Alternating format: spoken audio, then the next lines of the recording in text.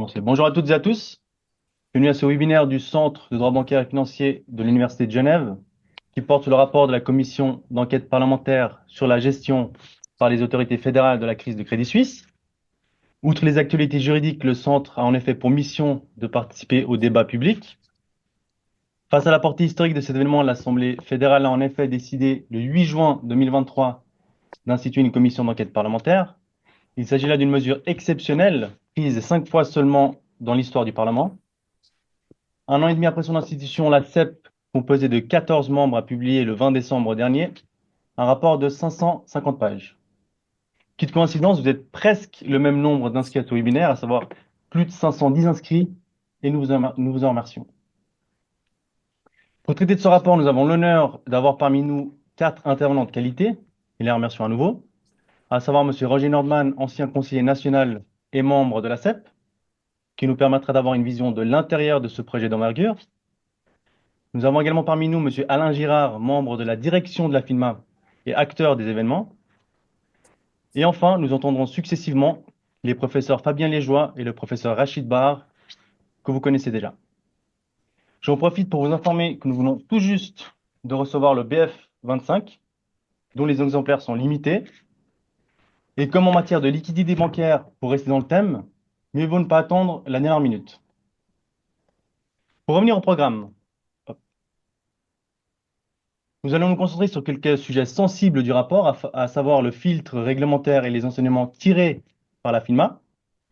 Nous poursuivrons par la résolution bancaire après le rapport de la CEP.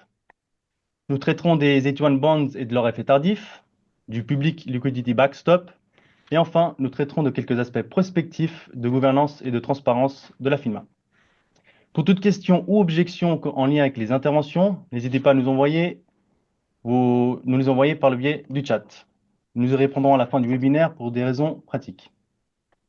Le temps est au compté. Je cède sans plus attendre la parole à M. Roger Nordman et que je remercie à nouveau pour son intervention. Merci. La parole est à vous, M. Roger Nordman.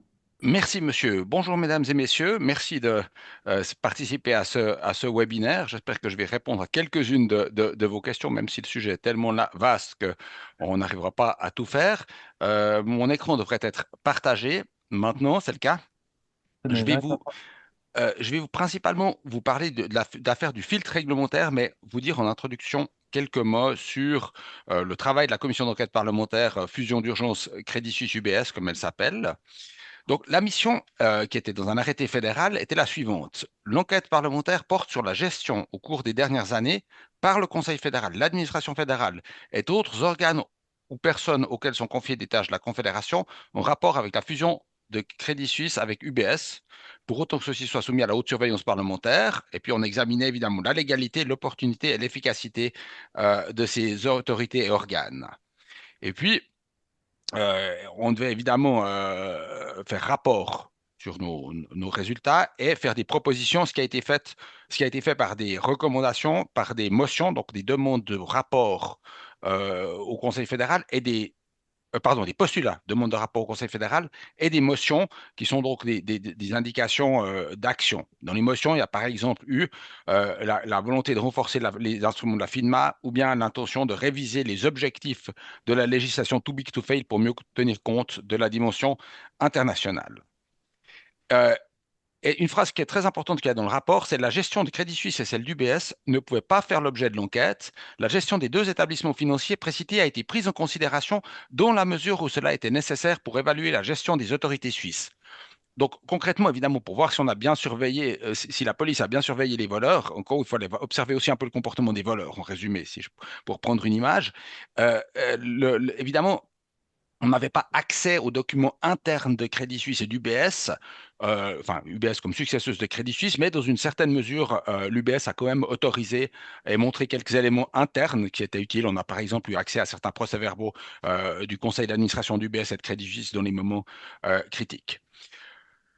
C'était 18 mois de travail, c'était 45 séances, on a mené 79 auditions, on a analysé largement plus que 30 000 pages de documents. On était appuyé par un secrétariat d'une dizaine de personnes et surtout, on a fait de nombreuses expertises, tout en allemand. C'est pour ça que je vous mets les titres en allemand. Tout le travail est en allemand ou en anglais. Donc, une analyse comparative, droit comparatif de la régulation des marchés financiers et de la régulation TBTF, une analyse de l'état du Crédit Suisse du point de vue économique vu depuis l'extérieur du Crédit Suisse. Donc, on fait un espèce de travail d'analyse financier. Euh, euh, une analyse des scénarios de préparation interne à l'administration qui avait été fait pour comment dire, pour évaluer les options qu'il y avait. On a fait faire une deuxième fois, enfin, il y a eu deux analyses qui ont été assez similaires. On a une comparaison de la surveillance de la révision en termes internationaux. On a eu euh, un examen sur l'autorité de surveillance de la révision. Pas tout est satisfaisant là-dedans. Et puis, on a eu un chargé d'enquête, enfin deux chargés d'enquête sur les procédures d'enforcement de la FINMA. C'est un gros rapport de 250 pages, si ça vous intéresse. C'est vraiment le truc que les juristes adorent. Et puis, on a examiné ce qu'on annonçait tard, parce qu'on a tardivement compris l'importance du filtre, l'analyse sur le filtre régulatoire du professeur Birchler et celle de la professeure Zellweger Gutnecht. Ces deux derniers sont absolument passionnants qui examinait la légalité du filtre. En résumé, il était légal vu la culture et la tradition de souplesse dans l'interprétation du droit en Suisse. C'est un peu particulier comme conclusion, mais ça correspond manifestement à la réalité. J'en viens maintenant à la question de ce fameux filtre réglementaire qui a été octroyé par la FINMA au Crédit Suisse. Et évidemment, ce qui est très confortable, c'est de faire des reproches à la FINMA, mais en réalité, il faut remonter bien avant et on comprend que la FINMA était plutôt dans un dilemme et c'est la raison pour laquelle je remonte même avant la période sous enquête de la commission d'enquête, puisqu'en fait, on a commencé en 2015, mais les premiers éléments datent d'avant. Le point de départ, c'était une capitalisation totalement insuffisante dans la crise de 2008. Le leverage ratio, donc le ratio de fonds propres de l'UBS par rapport à la longueur de son bilan, c'était 2,8% et 1,7% pour le Crédit Suisse. Évidemment, ça donne la crise de 2008, des banques totalement sous-capitalisées. On aurait pu dire que c'est une feuille de papier posée sur la tranche, tellement le déséquilibre entre la verticalité et la base de sustentation était importante. Par comparaison, l'UBS Group en 2024 est actuellement à 4,7 de CET1, donc dans le leverage ratio. Donc ça c'est quand même quelque chose qui s'est fortement amélioré à limite l'instabilité financière. Donc, arrive cette crise de 2008, le Conseil fédéral propose à juste titre des exigences plus élevées pour les grandes banques, qui ne s'appelaient pas à l'époque encore banques systémiques d'importance globale. Euh, le projet arrive au Parlement, le lobbying des grandes banques est très fort et le Parlement exige de pouvoir ratifier l'ordonnance sur les fonds propres et les risques, donc pour les taux de fonds propres, ce qui est une hérésie institutionnelle, puisqu'une ordonnance, par définition, c'est quelque chose qui est de la compétence du Conseil fédéral. La conseillère fédérale Widmershoff doit promettre que les exigences de fonds propres, toutes catégories confondues, ne dépasseront pas 19% des actifs consolidés du risque, donc en vision consolidée du groupe. Parce que l'UBS et le Crédit Suisse, pour différentes raisons, notamment les exigences à l'étranger, etc., et les marges de sécurité, ils craignaient qu'on arrive à 25% de fonds propres, 25% des RVA. Evelyne Widmershov dit ouvertement dans le procès-verbal du Parlement que c'est à la demande de Crédit Suisse et d'UBS. Donc les choses sont tout à fait, surtout de Crédit Suisse, parce que c'est surtout Crédit Suisse qui était en souci. Euh, D'un autre côté, le Conseil fédéral a évidemment à cœur dans cette opération que ces exigences ne soient pas contournées par la pratique du double leverage ou double effet de levier entre la banque mère et ses filiales. Et alors là, il faut que j'explique brièvement ce qu'est le double leverage, sinon c'est difficilement compréhensible. Si vous avez une banque, la banque mère, donc par exemple Crédit Suisse AG, elle a un actif, un passif, normal, elle a des fonds propres. Jusqu'à là, rien de très original. Elle possède une filiale qui a elle-même un actif, un passif et des fonds propres. Disons de 5, par exemple. Si vous les consolidez en vertu du bon sens, vous avez, vous additionnez les actifs, vous additionnez les passifs, et puis vous avez les fonds propres qui évidemment s'additionnent. Vous aviez 10 et 5 de fonds propres, ça fait 15. Ça, c'est la méthode conventionnelle. La valeur de la banque fille est simplement consolidée dans le bilan et couverte à 100% par les fonds propres dans le bilan consolidé. Ça, c'est le raisonnement normal. Mais le raisonnement avec double leverage, vous avez la banque mère avec ses actifs, ses passifs et ses fonds propres. Puis vous dites, oh, mais la fille, c'est un actif pondéré du risque. Et par conséquent, et par conséquent, elle doit être couverte par des fonds propres de l'ordre, suivant les calculs, effectivement entre 30 ou 40%. Et donc, à la fin, vous avez des fonds propres qui sont que de 11,5 et une partie est couverte par des fonds étrangers, environ 70% de la valeur de la filiale. Et donc, ça vous permet globalement, quand vous consolidez, d'économiser des fonds propres. Évidemment, les banquiers adorent ça parce que ça augmente et leur boni et la rentabilité spécifique du capital. Par contre, la banque elle-même, pour la banque elle-même, c'est pas très bon parce qu'elle a moins de fonds propres. Et pour la stabilité financière, c'est encore moins bon. Et ce type de montage permet de passer toujours de 15 de fonds propres à 11,5 de fonds propres, c'est le double leverage. Inutile de vous dire qu'il y a même des fois du triple et du quadruple leverage, c'est-à-dire une banque qui possède une fille, qui possède une fille, qui possède une fille. Et c'est ça qui est extrêmement discutable et que le Conseil fédéral voulait absolument éviter. Et donc, dans l'ordonnance de 2012, il met un article, une lettre J, pardon, à l'article 32 de l'OFR, en disant la valeur des filiales doit être intégralement déduite des fonds propres de la banque mère. C'est ce qu'on appelle le régime des déductions. Ça veut dire que quand on regarde les fonds propres de la banque, si la banque mère a 15 milliards de fonds propres et qu'elle possède une fille, il doit y avoir 5 qui comptent pas, les 5 qui sont dans les fonds propres de la fille ne comptent pas dans les fonds propres de la mère. Et pour reprendre l'exemple de tout à l'heure. Donc ça, c'était l'exigence de base sur laquelle le Conseil fédéral n'avait pas tranché, mais le Conseil fédéral avait, sous la pression des banques, accepté de mettre l'article 125, qui entre-temps a été aboli, une obligation pour la FINMA d'octroyer des rabais de fonds propres au niveau de l'institut individuel Einzelinstitut s'il résulte, entre guillemets, trop de fonds propres au niveau du groupe. Et puis la FINMA avait l'interdiction explicite de demander de changer la structure du groupe pour résoudre le problème. Donc ça, c'est le résultat du lobbying des deux grandes banques. Qu'est-ce que ça veut dire concrètement? Ici, vous avez la structure du Crédit Suisse juste avant le rachat. Encore préciser que l'entité suisse Crédit Suisse, Suisse SA, euh, a été créée qu'en 2016. Avant, elle était partie de la maison mère, donc de Crédit Suisse AG. Et évidemment, le double leverage, il se passe entre la maison mère ici et les filiales en dessous. C'est là le champ d'application du double leverage. Et vous verrez que toutes les réductions de fonds propres se concentrent peu à peu sur la maison mère. Pourquoi? Parce que, donc, en application de l'article 125, parce que la holding, ce n'est pas un institut individuel. Donc, la holding n'a pas de rabais de fonds propres.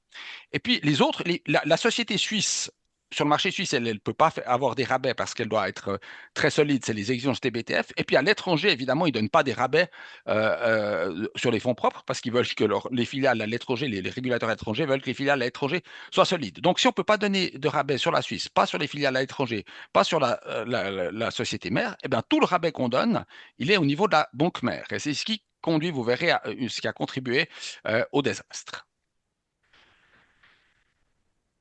Donc, 2013, on arrive dans l'adoption de ce système et dans l'application de cet article 32, lettre J, les filiales du Crédit Suisse, elles sont tellement énormes par rapport à la banque mère que si on déduit des fonds propres de la banque mère toute la valeur des fonds propres des filiales, selon le régime des déductions, comme cet article 32 l'exige, la maison mère aurait des fonds propres négatifs. Et c'est là qu'en fait la FINMA est mise échec et mat par la structure enchâssée du Crédit Suisse. La FINMA n'a plus qu'une solution dans sa marge de manœuvre, c'est de déroger au régime des déductions du 32, 32 donc l'ETJ, et de dire que le gros des filiales bancaires sont des actifs pondérés du risque, et sont comme ça, avec une pondération du risque dans le bilan de la maison mère, avec un facteur de pondération de 200%. Donc c'est ce qu'on a appelé le régime des seuils, qui a remplacé le régime des déductions, mais c'était une décision d'application de la FINMA, ce n'était pas une décision politique. Et finalement, à la fin, en 2017, 90% de la substance et selon ce régime des seuils, c'est-à-dire 90% de la matière des filiales de Crédit Suisse, de la substance, est considérée comme des actifs pondérés du risque et non pas comme des participations qui doivent être entièrement déduites des fonds propres. Et ça, c'est le coup d'envoi du festival du double leverage. Par exemple, si vous avez une exigence de 14% de CET1 avec une pondération à 200%, bah, une filiale donnée, elle est couverte à 28% par des CET1, donc des fonds propres durs de base, dans le bilan de la banque mère. Donc évidemment, ça fait rapidement une sous-capitalisation de la banque mère. Et la FINMA est de plus en plus inquiète entre l'article 125 et la pratique du double leverage. La capitalisation de la banque mère est de plus en plus insuffisante. Et la FINMA aimerait bien abolir l'article 125, mais le conseiller fédéral Maurer dit en substance, écoutez, moi je veux bien faire quelque chose, mais seulement si l'UBS et le Crédit Suisse sont d'accord. Bon, enfin, en général, le rapport entre la justice et les citoyens se passe pas comme ça, mais là, c'est un cas spécial où la police ne peut intervenir que si les suspects sont d'accord avec l'intervention de la police. C'est un peu un truc spécial, propre à la régulation bancaire suisse. C'est assez bien relevé dans l'expertise Zellweger. En 2017, il y a un nouvel élément qui déboule dans ce champ, c'est la cristallisation du problème comptable dans l'évaluation de la valeur des filiales du CF, et en particulier des filiales de la banque mère, de la société mère. Parce qu'il y avait eu en 2013 une modification du Code des obligations sur la comptabilisation des filiales. C'était les articles 960 et suivants, ça vous connaissez sûrement tous mieux que moi vu que je ne suis pas juriste, dont l'évaluation des filiales d'une SA interdisait désormais de compenser les moins-values et les plus-values quand on établit les comptes selon le CO, et ça obligeait à passer une évaluation individuelle des filiales à la valeur la plus basse, d'entre la valeur d'achat et la valeur actuelle, qui peut être la valeur de marché ou la valeur de rendement, mais c'est toujours la valeur la plus basse des deux qui doit être prise en considération. Et pour les banques, un délai transitoire était prévu jusqu'en 2019, si je me souviens bien, et contrairement à toutes les autres banques, Crédit Suisse a continué à appliquer l'ancienne pratique de cette évaluation globale des filiales en portefeuille. Et puis, évidemment, vous savez tous que le Crédit Suisse avait acheté à des prix surfaits des filiales notamment aux USA, et que l'application des nouvelles règles comptables du CO allait massivement baisser la valeur des filiales dans le bilan de la banque mère. On estimait cet effet à environ 8 milliards. Et donc, ça allait dégrader aussi la valeur des fonds propres au sens bancaire du terme, au sens de l'OFR du terme. Donc, le Crédit Suisse commence à suer à grosses gouttes parce qu'ils se rendent compte qu'ils auront un sérieux problème. Qu'est-ce qu'ils vont? Ils vont évidemment pleurnicher auprès de la FINMA. Et la FINMA est un peu mal prise. Elle est entre le marteau Crédit Suisse et l'oncle Maurer qui veut rien faire.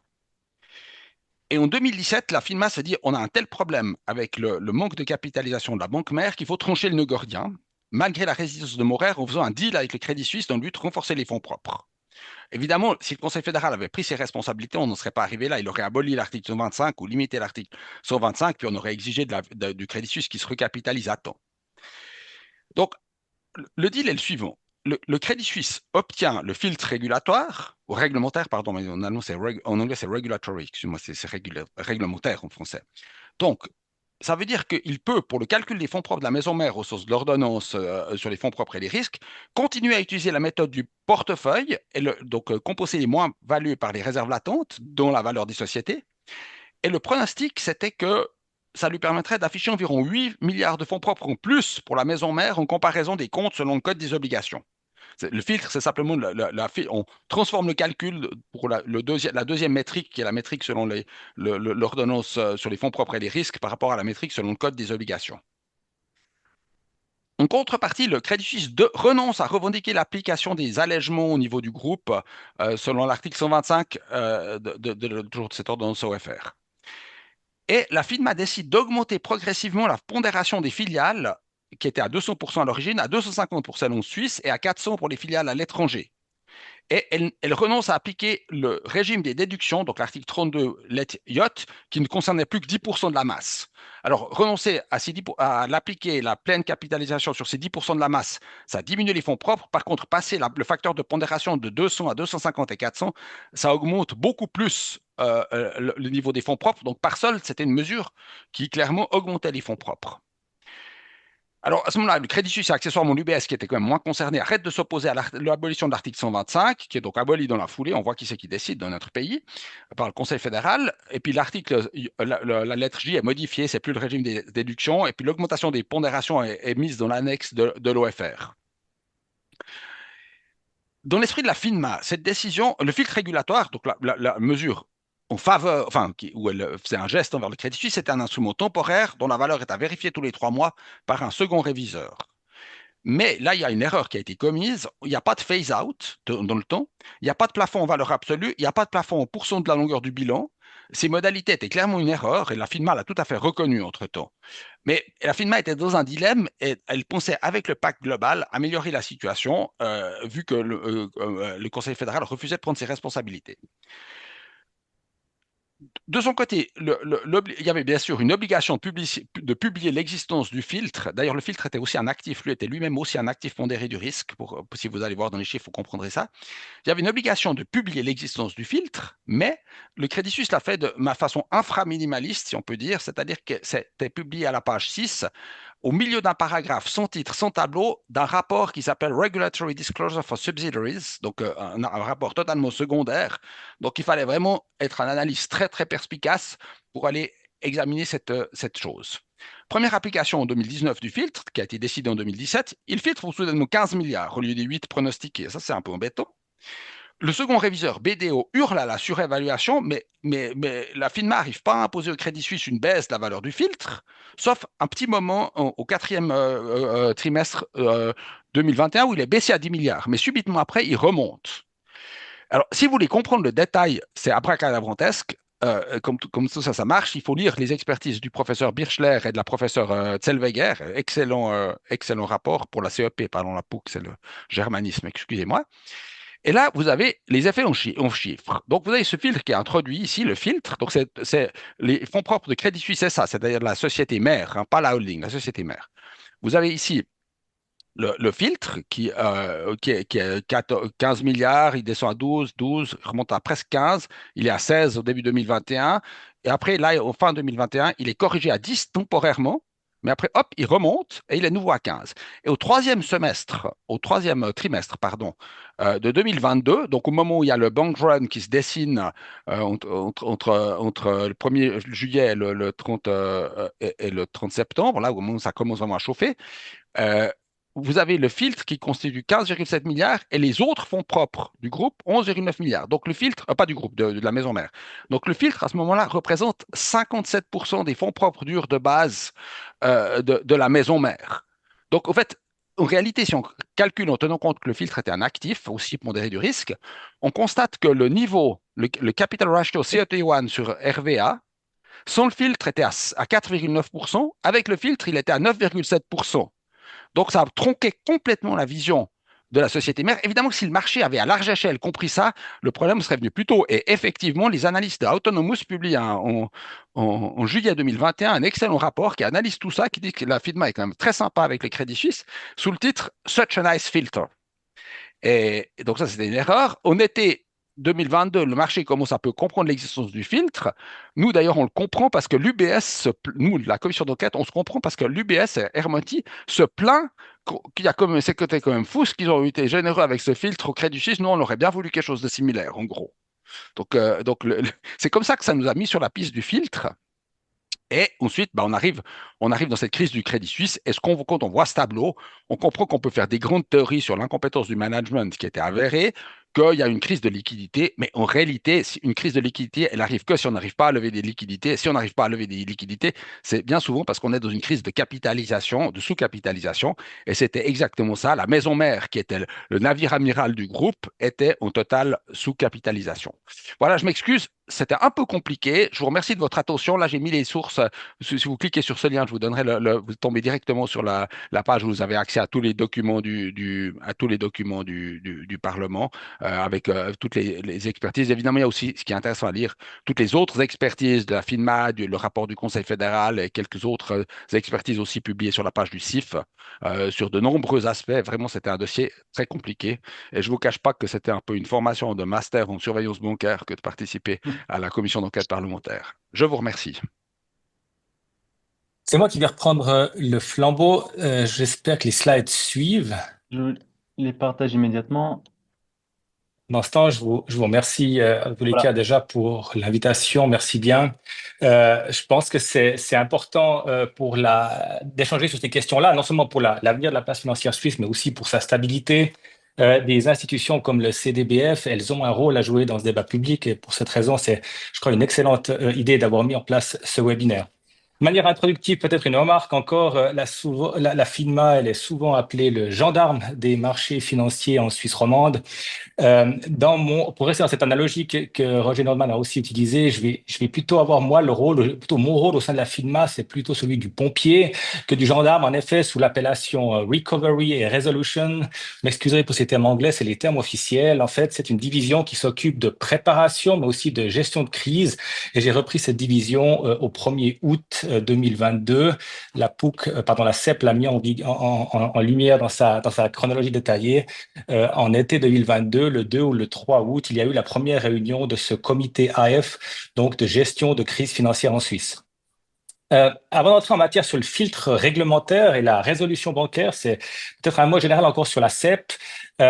Je pense que comprendre la chute du Crédit Suisse dans toutes ses dimensions, c'est-à-dire comment la banque s'est effondrée, autant sur le plan du capital, comme M. Norman l'a mis en valeur, mais aussi le rôle des autorités dans cette chute, c'est absolument central, puisque c'est ce qui va permettre en fait de définir une réponse adéquate pour la Suisse afin de maintenir une place financière qui soit compétitive, mais aussi qui soutienne l'économie suisse pour que celle-ci continue à prospérer.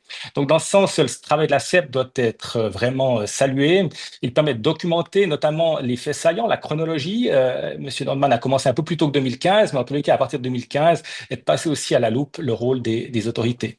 Le travail de la CEP, il a été considérable puisqu'elle a couvert non seulement des sujets à partir de la passation des pouvoirs entre ministres des Finances sortants et entrants, à des non-meetings assez particuliers entre le ministre des Finances sortant et les banques, mais aussi des problèmes d'IT entre les autorités pour la communication de crise, aussi le rôle du lender of last resort, de la recapitalisation. Bref, c'est très, très large, le sujet de la POUC. De plus, elle l'a fait sur une période de 10 ans.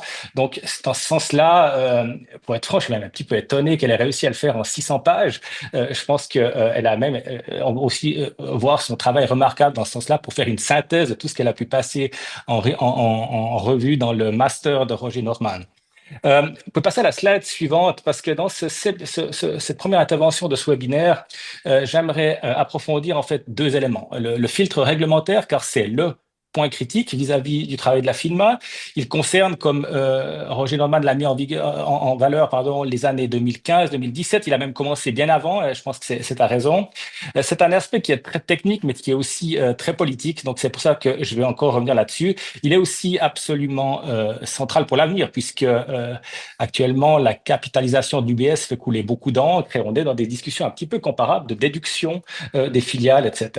Ensuite, j'aimerais parler de gestion de crise et de résolution bancaire, puisque c'est concrètement aussi un des éléments de la POUC qui a mis en lumière qu'il y avait des alternatives, qu'il y en avait une, qui ne changerait en fait que la solution trouvée était pas parfaite, mais qui était la meilleure ce jour-là.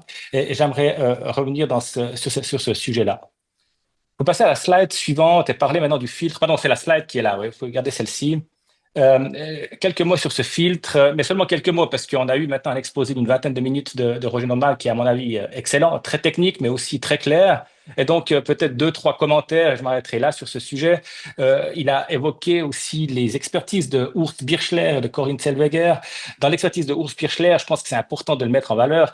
Le filtre de 2017 n'a eu une influence directe que sur la capitalisation de la société qu'on appelle Parent. Donc, j'ai pris le graphique sur cette slide pour bien qu'on comprenne que c'est celle du milieu, c'est celle que Roger Norman appelle la maison mère. Donc, c'est celle qui a une licence bancaire comme l'entité suisse qui est en dessous, mais la holding company, donc la grand-mère, si vous voulez, c'est une société qui est non opérative afin justement d'avoir la possibilité en cas de crise d'intervenir par un bail-in, mais j'y reviendrai plus tard. Dans un contexte idéal d'une banque qui aurait été bien gérée, c'est évident que le CS, donc la banque elle-même, aurait dû constituer un capital, ou plutôt un coussin de capital suffisant pour cette parent. Elle aurait dû, si elle l'avait fait, elle se serait laissée comme ça toutes les options stratégiques possibles, c'est-à-dire même quand ça va bien, mais aussi quand ça va mal, surtout pour pouvoir limiter ses problèmes et voire même réduire ses activités. Cela ne s'est pas passé ainsi. Je ne vais pas m'attarder là-dessus. Je crois que Roger Norman l'a mis en valeur de manière assez claire. Elle a plutôt fait œuvre de lobby. Et les quelques fois où cette entité parent a fait des bénéfices, je pense que ça mérite d'être évoqué. Cela a été utilisé en fait pour payer des dividendes, des compensations qui, elles, n'ont pas vraiment varié indépendamment des performances de l'entreprise. Donc ça, c'est un problème. Maintenant, pour parler un petit peu du futur, il y a des faits dans ces 10-15 années qui précèdent, qui sont absolument centraux pour la suite de la place financière en Suisse. Certains ont été évoqués par M. Nordman, j'en reprends quelques-uns. Début 2012, la FINMA et la Banque centrale en Suisse, donc la Banque nationale suisse, la BNS, s'étaient déjà prononcées en faveur d'un régime de déduction intégrale des participations sans allègement. Et ça a été refusé par le monde politique qui a décidé de s'écarter du régime et qui a même introduit l'article 125 de l'OFR, un article qui obligeait l'autorité de régulation à accorder des allègements sous certaines conditions pour les sociétés parentes des banques d'importance systémique. Donc, ça montre que c'était vraiment ciblé sur ce problème qui a été mis en valeur. La FINMA, vous pouvez rester sur la slide précédente, je pense que c'est mieux. La FINMA, elle s'est engagée à plusieurs reprises pour essayer de changer ça. Ça n'a pas fonctionné, donc elle n'a pas été couronnée de succès ici pour améliorer la loi. Et puis, en 2017, elle a accordé ce filtre. Elle l'a fait dans le contexte politique de l'époque. Elle l'a fait avec l'intention quand même, sur la durée, de faire augmenter la capitalisation du Crédit Suisse et d'améliorer en fait cette situation qui était problématique. Et puis, elle a eu besoin de l'accord du Crédit Suisse pour le faire. Et donc, le résultat, on le voit, il n'était pas excellent car, et là, il faut être absolument aligné avec ce qu'a dit Roger Baumann, le filtre n'était pas conçu de manière optimale. C'est une critique qui doit être reconnue par la FINMA et qui l'a été d'ailleurs immédiatement après la publication de la CEP. Du point de vue maintenant du futur, je pense que les erreurs de 2011 ne doivent pas être répétées. Alors, on parle actuellement beaucoup de déduction. Je pense qu'il y a une raison pour cela. Je pense que la position qui a été exprimée, celle de la FINMA, qui a été d'ailleurs mise sur le papier, mais qui est depuis lors aussi dans l'aspect médiatique, c'est évident qu'elle s'intègre, elle veut une déduction des capitalisations, plutôt de la capitalisation des filiales. C'est aussi l'opinion de la BNS, c'est aussi l'opinion du Conseil fédéral dans le rapport qu'il a publié l'année passée, et je pense que ce sera un des éléments importants pour les années à venir. Donc, une critique valable de la CEP, mais aussi une expérience importante pour la Suisse afin que cette dernière ne répète pas les erreurs du passé. Maintenant, j'aimerais venir à la résolution bancaire dans la crise du Crédit Suisse. Je pense que c'est un élément qui est central. Il y a deux constatations en fait de la CEP. D'abord, c'est qu'une alternative à la reprise du BS, c'est-à-dire une résolution bancaire conformément aux règles too big to fail, était prête et opérationnelle le 19 mars 23. Et ensuite que les plans d'urgence étaient très focalisés sur la Suisse. Passer à la slide suivante. Ce sont ces constats dans le texte. Donc, j'ai repris des citations pour qu'elles soient visibles. Si on va encore à la slide suivante, la CEP a aussi mis en valeur ces faits que j'ai évoqués tout à l'heure. Donc, on voit ici les 4 derniers jours avec ça, c'est la vue d'ensemble. Il y a une vue plus détaillée dans les chapitres qui sont ici référencés. J'aimerais déjà faire une remarque à ce stade. C'est impossible de préparer une résolution bancaire en 4 jours. Donc, c'est seulement la finalisation qui n'a pris que 4 jours, car il y avait des mois sans aucune fuite de préparation, et notamment des simulations à la fin octobre, début novembre, quand, en raison du bank run du mois d'octobre, les choses sont très, très knapp, où on a vraiment testé avec des autorités du monde entier, donc celles qui sont impliquées plutôt dans le Crisis Management Group du Crédit Suisse. On a vraiment testé qu'est-ce que ça voudrait dire une résolution sur une période de 30 mois avec un bilan ad hoc, et toutes les capabilities du Crédit Suisse ont fonctionné. On a même fait le 19 février, donc un mois avant finalement la fin, mais personne ne savait que ce serait la fin. On a fait un dry run, c'est-à-dire qu'on a testé vraiment les documents jusqu'au bout. Et c'était d'ailleurs intéressant puisque finalement le showdown a eu lieu exactement le 19 mars. Et on peut commencer ces documents dans ces 4 jours par changer février par mars. On avait les documents qui étaient déjà plus ou moins prêts. Ici, c'est quand même l'occasion de remercier toutes les petites mains qui ont œuvré au sein de la FINMA, mais aussi du CIF, donc du secrétariat d'État à l'économie ou plutôt questions financières, à l'administration fédérale des finances, qui sur beaucoup de mois ont fait vraiment des efforts importants aussi à la BNS pour qu'on ait cette capacité à réagir en 4 jours. Sur la slide suivante, c'est la raison aussi peut-être pourquoi la CEP n'a pas approfondi de manière très poussée l'analyse de la résolution bancaire, c'est que ces constatations, en fait, elles sont en ligne avec la commission Lengviller qui a aussi abordé ce point. Elle montre aussi que le degré de coordination avec les autorités étrangères était très élevé. Elle rappelle aussi le caractère pionnier de l'entreprise. Et puis la déception qui est évoquée ici sur ce paragraphe, j'ai mis des liens dans les slides pour pouvoir vraiment voir les choses dans le réel. C'est indirectement, naturellement, un compliment aux autorités suisses puisqu'elle signifie que la Banque d'Angleterre, que la Fed, que la FDIC ont soutenu le leadership des autorités suisses et de la FINMA durant cette crise. Cette déception, c'est qu'en fait, ils ont vu que les documents permettaient en fait de mettre en œuvre ce qui n'a encore jamais été fait pour une GSIB depuis la crise financière. Sur la slide suivante, vous avez un autre rapport qui a été publié, qui précède aussi la CEP. Vous pouvez passer sur la slide suivante. Merci. Donc celle d'avant. Et là, on a aussi un alignement avec les constatations de l'enquête du Financial Stability Board, qui était indépendante des deux autres enquêtes. Dans ce rapport, et j'en conseille vivement la lecture, car ce rapport met en lumière non seulement la crise du Crédit Suisse, mais aussi celle qui a eu lieu 10 jours avant aux États-Unis avec les 3 banques qui ont eu des bank runs aussi d'ampleur non précédée. Dans ce domaine-là, on voit aussi déjà que les éléments de la résolution bancaire, je les détaillerai tout à l'heure, sont déjà évoqués. On voit aussi que on aurait eu une Crédit Suisse finalement en cas de bail-in avec 44% de RVA le lundi matin. Donc c'est quand même quelque chose qui permet d'aborder une restructuration avec une certaine sérénité. En tous les cas, c'était le cas de la personne que nous avions trouvée pour être le capitaine de ce bateau, qui a aussi été révélé par la CEP. Ces constatations, elles sont toutes convergentes. Vous pouvez rester sur la slide précédente. Elles sont aussi positives. C'est la raison pour laquelle, sur le plan international, dans le domaine de la gestion de crise, les autorités suisses, elles sont respectées. Elles sont même d'autant plus crédibles depuis la crise du Crédit Suisse, puisque elles sont les seules à avoir testé un tel processus jusqu'à la dernière minute, finalement. Et puis, elles ont été aussi capables de le faire en essayant quand même de chercher encore une meilleure solution.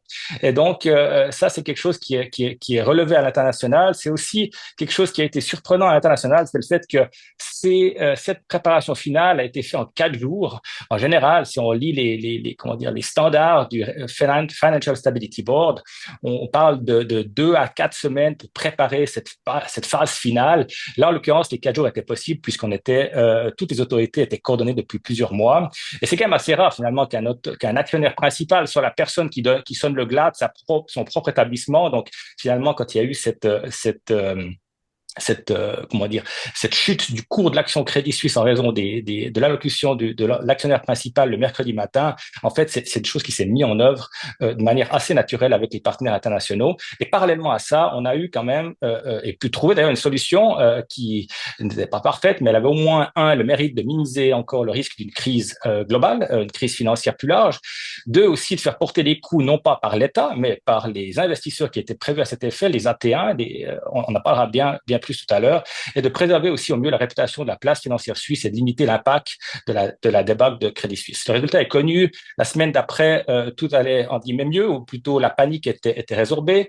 La bombe qui était Crédit Suisse, je m'excuse du terme un peu belliqueux, mais ici je fais référence en fait à Tim Geithner, qui était le ministre des Finances américain pendant la crise globale, et qui avait dit que les 5 bombes américaines qui devaient être désamorcées pour éviter une récession étaient des bombes finalement à retardement, et finalement celles qui s'étaient matérialisées, Lehman Brothers avait amené avec elle une chute monumentale de banques sous-capitalisées.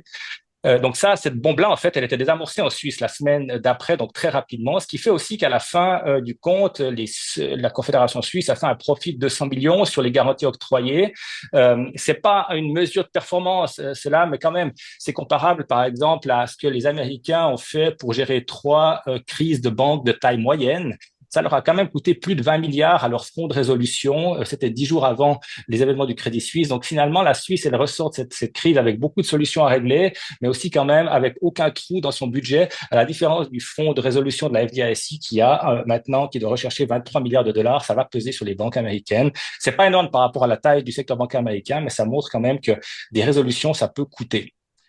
Ces constatations, elles sont clés pour l'avenir, et puis je pense que je vais prendre maintenant un peu le temps de passer quelques bases en revue. J'aimerais aborder en fait 3 questions dans ce qui me reste de cette intervention. La première, c'est qu'est-ce que c'est que vraiment une résolution bancaire, parce qu'ici on lit les mesures concrètes, mais je pense que c'est important de pouvoir les comprendre.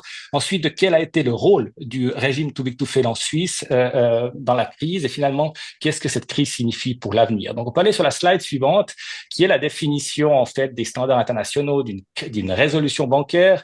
Ici, il y a 3-4 mots qui sont importants. C'est la gestion d'une crise au moment du point de non-viabilité. Ça veut dire que c'est le moment où, en fait, pour une banque normale, on ouvre une faillite, qui est une mesure finalement assez simple, qui requiert peu de préparation. Ici, dans une banque systémique, on ne peut pas ouvrir une faillite parce que sinon, on a une disruption comme celle de Lehman Brothers. Je pense qu'on n'a pas besoin d'expliquer ce que ça peut avoir comme effet sur une économie et même pouvoir provoquer une récession. C'est aussi une mesure qui ne doit pas exposer les contribuables. Ça, c'est important. Ensuite, Suisse, la solution retenue avec le Crédit Suisse a exposé les contribuables, non vraiment en raison du PLB, qu'on parlera plus tard, mais surtout en raison de la garantie de 9 milliards. C'est une garantie de deuxième rang, donc il y avait toute une première partie qui aurait été aux frais de l'UBS, mais cette garantie, c'est naturellement quelque chose qui a exposé les contribuables de manière très limitée, mais à des pertes. Si on passe de cette définition à la slide suivante, c'est une manière en fait graphique et simplifiée de représenter ce que c'est qu'une résolution bancaire. Donc, c'est pas une faillite, il n'y a pas de disruption, c'est pas une étatisation, donc on transfère pas les risques et le hasard moral complet sur les contribuables. C'est en fait un ensemble de mesures cohérentes qui permet dans un processus de prendre des mesures au point de non-viabilité pour essayer de calmer les choses. Ces éléments, les mesures qui sont évoquées ici en bas, elles sont assez comparables. Il faut une stratégie de restructuration. C'est assez logique puisque une entité qui se retrouve à son point de non-viabilité, il faut qu'elle ait un changement en profondeur de sa stratégie, sinon ça va pas pouvoir continuer. Il faut aussi une nouvelle gouvernance, c'est-à-dire concrètement, il faut remplacer le management défaillant et aussi prévoir une suspension des actionnaires pour une certaine période. Il y a aussi un agent de restructuration selon la loi suisse qui peut être mis en place. Tous les contrats qui avaient été signés d'ailleurs dans les jours qui précédaient la fin du Crédit Suisse. Enfin, des éléments clés, c'est les mesures de recapitalisation et de soutien extraordinaire en liquidité, donc le bail-in et le Public Liquidity Backstop pour prendre les termes qui sont utilisés. Il va sans dire qu'un tel paquet de mesures requiert une législation sans faille qui soit solide, puisqu'il y aura dans tous les cas des procédures après une résolution.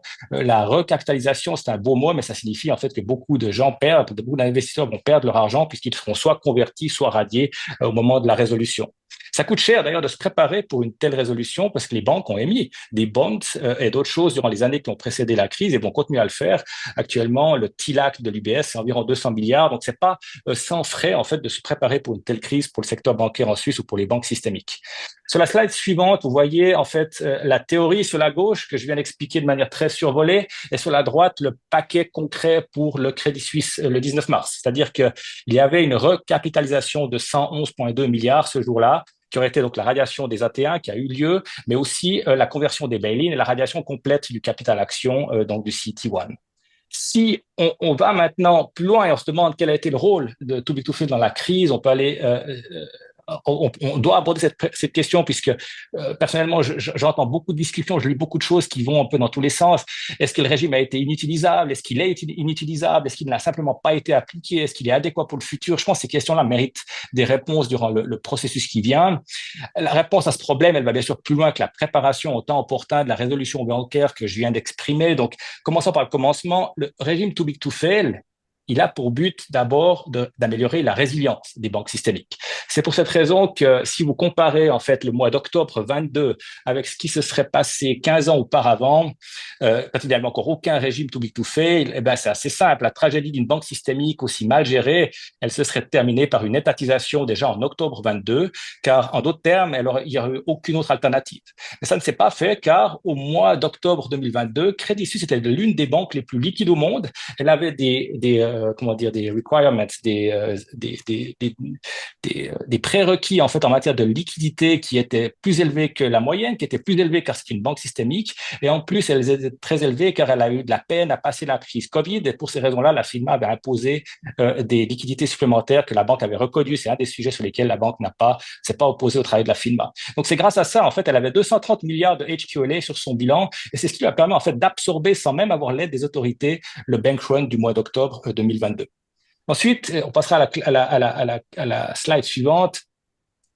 Les autres, je laisse de côté le fait qu'il y avait une solution qui était la résolution bancaire, c'est la solution sur la gauche, mais ça c'est important à mon avis pour corriger quand même certaines des éléments de discussion qui sont actuellement dans la bulle médiatique, c'est que le régime Too Big to Fail, ce n'est pas un synonyme pour le plan d'urgence. Ça, je pense, c'est important de le mettre en valeur, c'est ce que cette slide essaye de manière très simplifiée, c'est que le plan d'urgence en Suisse que le Parlement a introduit, ce n'est pas en fait le plan en cas de problème, c'est la stratégie numéro 2, c'est le plan de repli, c'est si la stratégie primaire, donc la résolution bancaire, ne fonctionne pas, qu'on peut ou qu'on pense en fait à mettre en place une sorte de sauvetage de la Suisse finalement, donc de l'entité suisse de Crédit Suisse, en fermant le reste, un ring fencing qui est préparé et qui naturellement fait fi en fait des conséquences sur la holding et la société parente.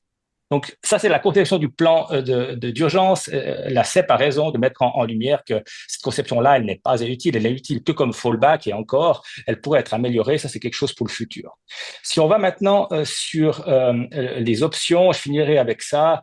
Ça, c'est la vue en fait d'ensemble des trois options qui étaient possibles le 19 mars. Donc, la fusion était la meilleure, la résolution bancaire était prête, mais était secondaire et le plan d'urgence n'était pas considéré pour ce jour-là. Maintenant, pour le futur, qu'est-ce que ça veut dire? Ça veut dire de manière très claire pour moi qu'il faut reconnaître qu'un régime de résolution flexible, mais qui offre une sécurité juridique élevée, est indispensable. Donc ça, c'est ce qu'on a déjà, mais qui peut être amélioré. Il n'y a aucun régime de résolution, que ce soit aux États-Unis, en Angleterre, dans l'Union européenne, qui est parfait. Chacun de ces régimes a certaines faiblesses. Le régime suisse est incomplet parce qu'il n'a pas de PLB notamment. Et puis aussi, il peut être amélioré. Je pense que la crise nous a permis de voir ça. Donc, il faut intégrer un PLB, j'y reviendrai. Et aussi, il faut intégrer une petite, une amélioration des options à disposition. Actuellement, on est très focalisé sur ce bail-in avec une continuation des activités. Je pense que de prévoir une sortie de marché pour une banque aussi grande par rapport au PIB, je pense que ce serait important pour la Suisse. Cette évolution, elle est nécessaire car c'est ce qu'il faudrait en Suisse pour maintenir la stabilité, mais aussi pour éviter un nouveau recours au droit d'urgence. Maintenant, peut-être la dernière slide, après je vous rends la parole, ce sera mon dernier mot sur la question de la résolution bancaire, c'est que la crédibilité de la FINMA comme autorité de résolution, en fait comme pompier en chef finalement dans cette crise, elle a été reconnue par toutes les autorités étrangères. Ici, on voit la Banque d'Angleterre qui s'est exprimée très publiquement en disant qu'elle aurait reconnu la résolution bancaire du Crédit Suisse si les autorités avaient décidé que c'était la meilleure option. Ils ont suivi en fait la FINMA comme lead pour le Crisis Management Group. Et je pense que ça, c'est un élément qui est important puisqu'il n'y a aucune crise de l'UBS qui peut être gérée intégralement depuis la Suisse ou plutôt par la Suisse. Elle peut être gérée depuis la Suisse, mais elle ne peut pas être gérée que par les autorités en Suisse. Sur ce point, je vais m'arrêter. On aura l'occasion de parler de PLB tout à l'heure, mais je vous remercie pour votre attention.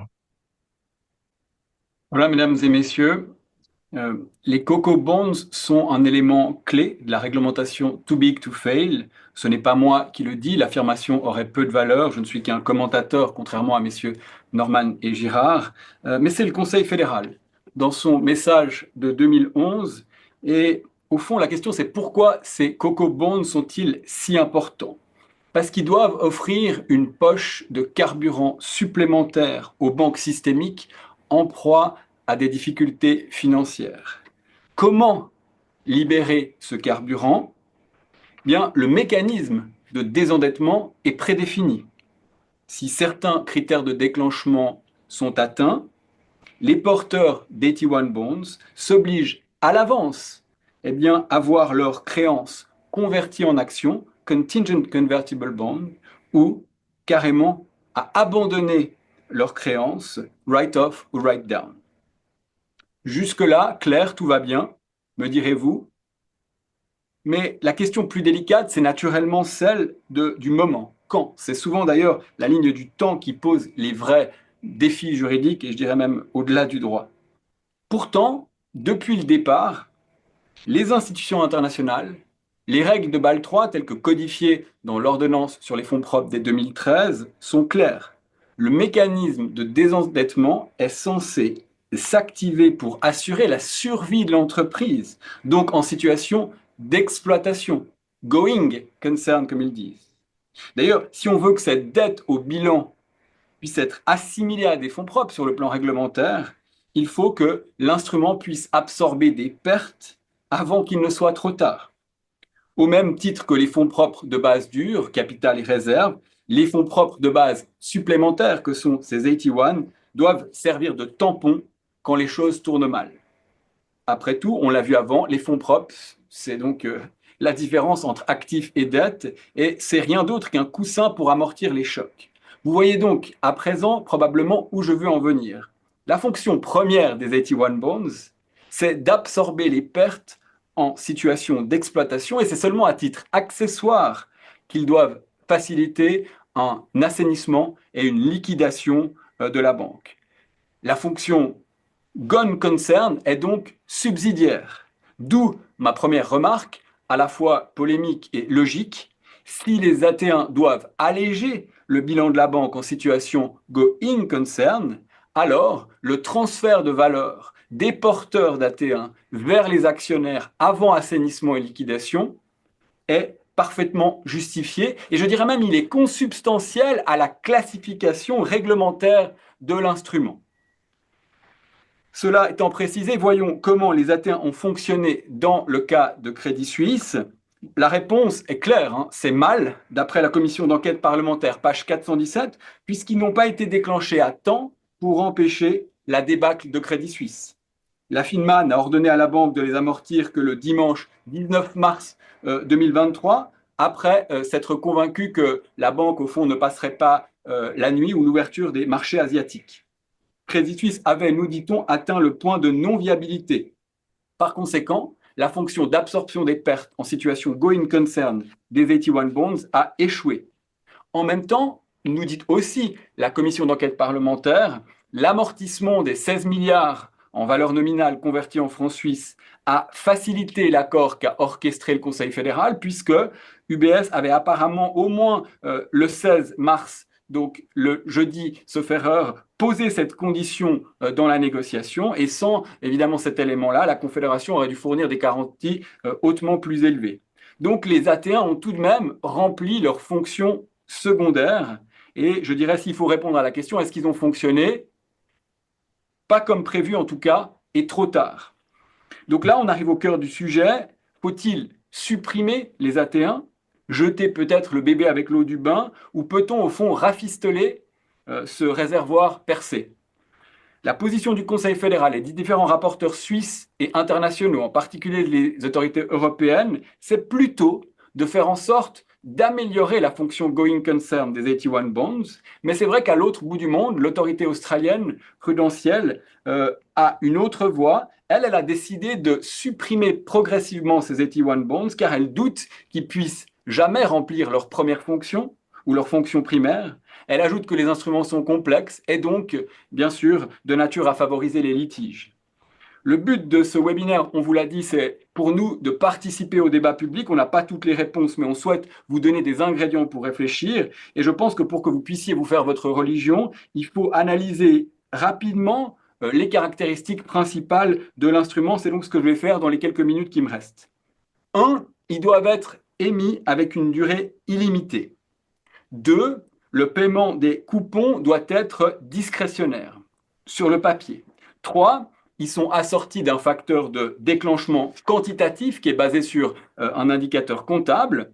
Quand le ratio de fonds propres pondéré de la banque tombe en dessous pour les high trigger 81 de 7%, eh bien là, normalement, il y a conversion. Et puis, il y a aussi un critère qualitatif, outre le critère quantitatif, qui est censé, au fond, être une ultima ratio. Et c'est celui où la banque atteint le point de non-viabilité, elle obtient un soutien public et alors la FINMA décide d'activer le mécanisme de désendettement. Donc sur le papier, l'émission à perpétuité et le caractère discrétionnaire des coupons rapprochent les porteurs d'AT1 au fond de la position d'un actionnaire qui n'a pas droit au remboursement de ses apports au sens de l'article 680 alinéa 2 du Code des obligations et dont le droit aux dividendes, on l'oublie parfois, est conditionnel, il dépend de la décision de l'Assemblée générale qui elle-même se base sur les résultats de l'entreprise. Mais dans les faits, les AT1, au fond, ils sont régulièrement rachetés à la première échéance possible. Par exemple, tous les 5 ans. C'est une attente du marché, qui a même un terme quand cette attente est déçue. Et puis, bien sûr que les banques paient sans discontinuer les coupons parce que ne pas payer serait montrer sa fragilité et donc précipiter sa chute. C'est ce que j'ai appelé, c'est ce qu'on a appelé l'effet pervers des 81 bonds. Mais vous voyez, dans les faits, les porteurs d'AT1 se trouvent plutôt dans une position comparable à celle d'un créancier qui s'attend au remboursement du montant prêté et dispose d'une prétention ferme au paiement des intérêts. Ce qu'on observe, c'est donc l'instrument a un caractère hybride et il est double le caractère hybride. D'une part, vous avez une dette comptable, fiscale, avec ce que ça implique. Et ça, c'est le traitement comptable. Et puis, du point de vue réglementaire, c'est les fonds propres. D'autre part, vous avez des fonds propres sur le papier pour les investisseurs, mais en réalité des attentes, je dirais, de remboursement de la dette jusqu'à un certain point. Et je dirais pour moi, l'un des critères centraux de différenciation, c'est l'ordre de priorité entre créanciers et actionnaires. Vous savez qu'en droit suisse, par exemple pour la SA, 745 alinéa 1 du Code des obligations nous dit, en cas de dissolution d'une SA, les créanciers sont payés en priorité. Les actionnaires obtiennent tout ce qui reste, peut-être pas grand-chose, peut-être énormément. Et la même logique est prévue à l'article 1019 LP ou 30 de la loi sur les banques. Donc, dans le cas des 81, il est prévu contractuellement que les créanciers perdent tout si l'instrument est déclenché en situation going concern pour absorber les pertes, ce qui est possible puisqu'on n'est pas encore dans un mécanisme qui est prévu par la loi. En revanche, l'ordre de priorité entre créanciers et actionnaires est respecté, c'est-à-dire qu'on absorbe d'abord le capital, les CET1 et ensuite les 81, si le mécanisme est activé en situation gone concern. Alors la question à 16 milliards de francs suisses, c'est où en étions-nous dans le cas de Crédit Suisse? Est-ce qu'on était avant, pendant, après? Les deux, mon capitaine, ou comme me souffle le professeur Bahar, je dirais comme le chat de Schrödinger, entre les deux, ou les deux en même temps? Bon, bien sûr, c'est une question à laquelle je ne vais pas répondre devant vous pour diverses raisons. Et pour terminer, donc, j'aimerais juste évoquer les pistes qui sont envisagées pour sauver cet instrument, en tout cas sa fonction primaire. Et je dirais, je vais là me rapporter à ce que j'ai pu lire ici et là, en particulier chez les rapporteurs, mais aussi chez les économistes. La première piste, j'ai eu l'occasion de l'expliquer, c'est donc de suspendre automatiquement les paiements et puis le programme de rachat quand la situation financière de l'entreprise se dégrade. Oui, mais quand? 3, 4 trimestres de perte, 2 trimestres de perte, quel type de perte, qualifié, pas qualifié, question difficile. Et cette mesure-là, elle va permettre probablement de neutraliser l'effet pervers que souligne aussi la CEP, à savoir que la banque en difficulté se sent obligée donc de continuer à faire ses paiements d'intérêt malgré sa situation financière difficile. Deuxième piste d'amélioration, ce serait d'augmenter le critère quantitatif, c'est-à-dire le seuil de déclenchement. Par hypothèse, on pourrait dire, je ne sais pas moi, 10% de ratio de fonds propres. Et puis, là, mais ça, on sait, je l'ai déjà dit, que les ratios comptables, ben, ils ont le mérite d'être, disons, lisibles, mais ils ont aussi le mérite d'être bien organisés par des gens compétents. Et puis la troisième piste, ce serait peut-être, au fond, de regarder ce que dit le marché, parce qu'on a souvent critiqué finalement les marchés financiers, mais eux, ils ont très vite compris que ça allait très mal chez Crédit Suisse, puisque l'action n'a cessé de baisser. Et tout comme dans les derniers moments, la prime de crédit défaut swap a complètement explosé le plafond. Donc, dans ce cas, ça a bien fonctionné. Et on pourrait se dire pourquoi, au fond, ces actionnaires ne se sont pas plaints à l'Assemblée générale, où on fait en sorte d'évincer ces dirigeants douteux.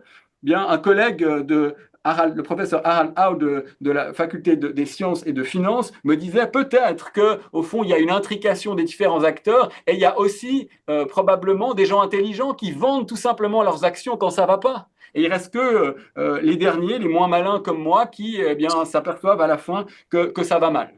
Donc, je dirais, bien sûr, après, il y a ceux qui se plaignent de l'indicateur de marché en disant qu'on peut avoir des abus de marché, que ça peut créer des différentiels de prix. Donc là, il y a encore un sujet à régler.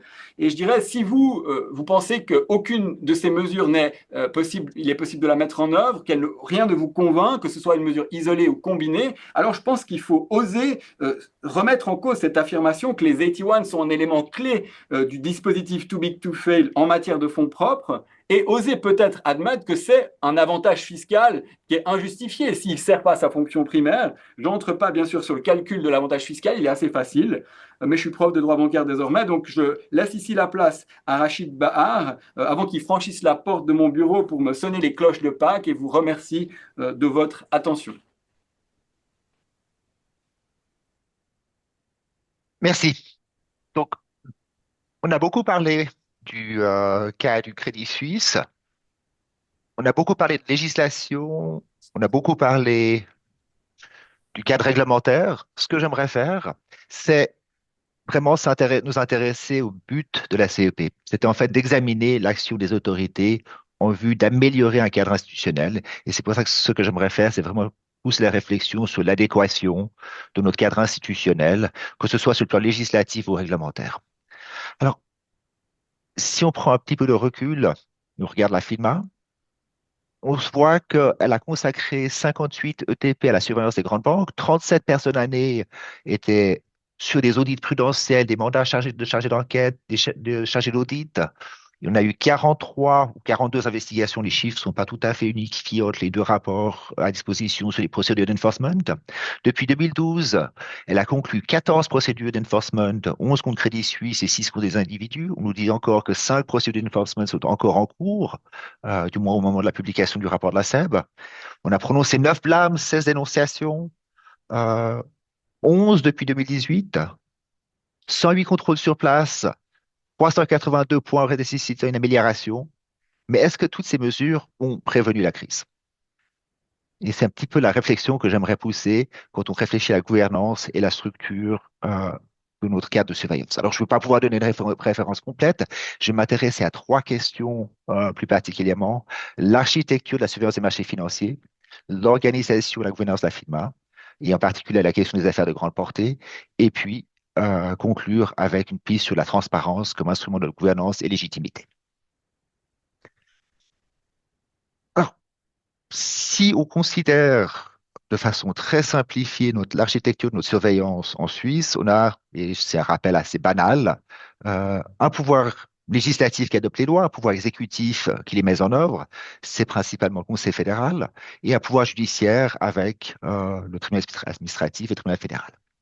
Ce qu'on a de particulier dans le contexte financier, c'est qu'on a des acteurs indépendants qui sont également chargés de la mise en œuvre au niveau exécutif de ces lois.